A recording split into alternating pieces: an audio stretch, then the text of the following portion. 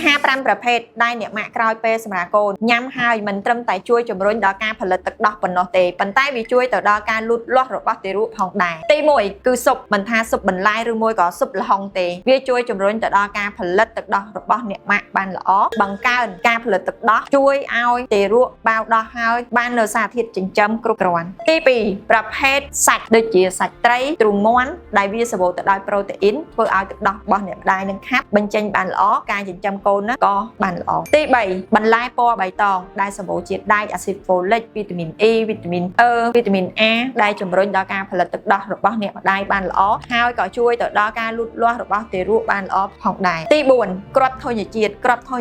ប្រភេទស្ត្រីដែលក្រោយសម្រាលហើយគួរតែបានញ៉ាំព្រោះវាសម្បូរទៅដោយសារធាតុវីតាមីនចម្រុះជួយជំរុញទៅដល់ការផលិតទឹកដោះរបស់អ្នកម្ដាយក៏ដូចជាផ្ដល់នូវសារធាតុចិញ្ចឹមទៅដល់ទារកផងដែរទី5តាក់ទងជាមួយនឹងប្រភេទទឹកដូចជាទឹកធម្មតាទឹកផ្លែឈើស្រស់ឬមួយក៏ទឹកខ្ញីក្តៅអ៊ុនទឹកខ្ញីក្តៅអ៊ុនគឺជួយដុតកម្ដៅរាងកាយរបស់ស្ត្រីឲ្យលំហូរឈាមដើរបានល្អហើយក៏ជួយជំរុញទៅដល់ការផលិតទឹកដោះផងដែរអញ្ចឹងសម្រាប់អ្នកម៉ាក់ដែលគាត់ក្រោយពេលសម្រាលកូនអាហារ5ប្រភេទនេះអត់គួរមើលរំលងទេបើចង់ឲ្យខ្លួនឯងមានទឹកដោះគ្រប់គ្រាន់និងជួយឲ្យទារកលូតលាស់មានសុខភាពល្អ